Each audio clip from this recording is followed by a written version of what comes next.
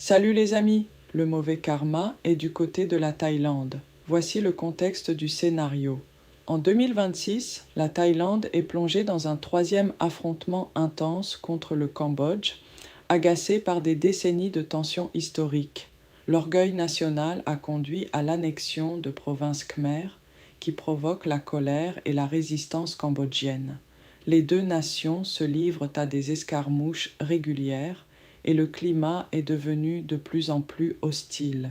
Voici ce qui va se produire. Le roi de Thaïlande, conscient de la détérioration de la situation, il se retrouve dans une impasse. Ses décisions impulsives, motivées par un désir de grandeur, ont plongé le pays dans le chaos. Le ministre thaïlandais, un fervent nationaliste, ne fait qu'intensifier les hostilités, persuadé que la guerre renforcera l'unité nationale. Cependant, cette guerre a des conséquences désastreuses. Voici les événements importants. 1. Une série d'accidents aériens et ferroviaires se produit, causés par un manque de maintenance et des coupes budgétaires. Ces tragédies frappent des innocents, ce qui crée un climat de peur et de désespoir au sein de la population. 2. En parallèle, la Thaïlande est frappée une nouvelle fois par des inondations dévastatrices et des tremblements de terre, interprétés comme des signes de mauvais karma qui résultent de l'annexion des provinces khmères. Le pays est déjà affaibli par la guerre, et ces désastres aggravent la situation. 3. Lors d'une cérémonie religieuse à Thakra Bay, censée apporter la paix et la prospérité, une catastrophe survient, elle renforce la croyance populaire que le karma de la nation est désormais irréparable. Les rites sacrés se transforment en un symbole de désespoir. 4. Alors que le roi lutte pour maintenir le contrôle, des manifestations éclatent à l'intérieur du pays. Les citoyens désillusionnés et en colère commencent à s'opposer à la guerre et à la gestion catastrophique de leur gouvernement. Et donc, dans un moment de réflexion, le roi réalise qu'il a perdu le soutien de son peuple et que ses actions ont des conséquences tragiques. Il comprend que le chemin du retour vers la paix sera long et difficile. Mon récit se termine sur une note ambiguë que je vous laisse réfléchir aux conséquences des choix et à la possibilité de réconciliation entre les deux nations. Ensuite, je vais vous dire mes pressentiments pour la Thaïlande. Il faut absolument que vous sachiez son avenir proche après un incident aussi grave.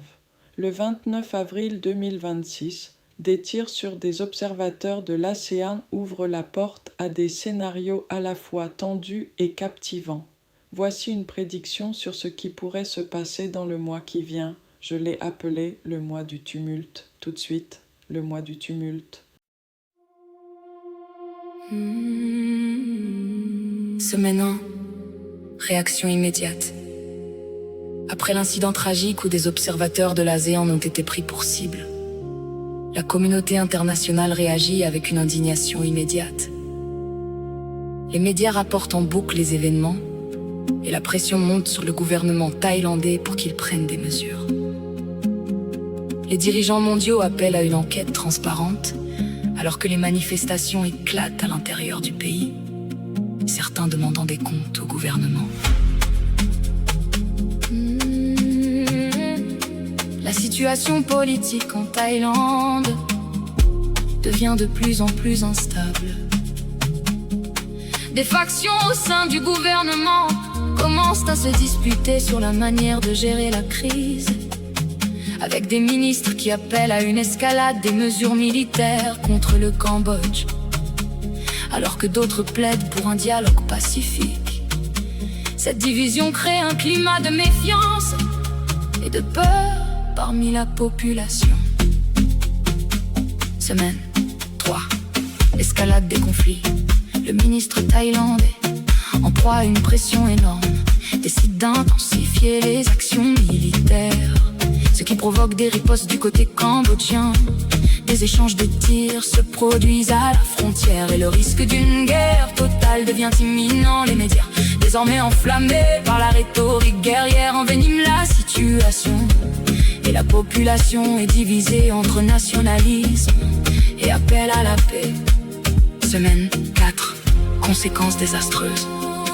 La situation atteint un point critique lorsque des représailles cambodgiennes frappent des installations militaires thaïlandaises. La Thaïlande, déjà affaiblie par les catastrophes précédentes, se retrouve confrontée à une crise humanitaire.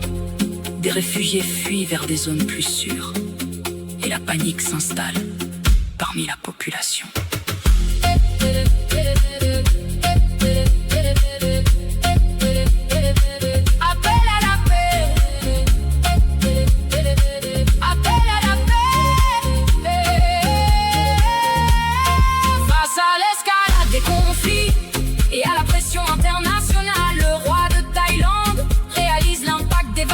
De ses décisions, convoque un sommet d'urgence avec des leaders de l'ASEAN pour discuter d'un cessez-le-feu et d'une résolution pacifique.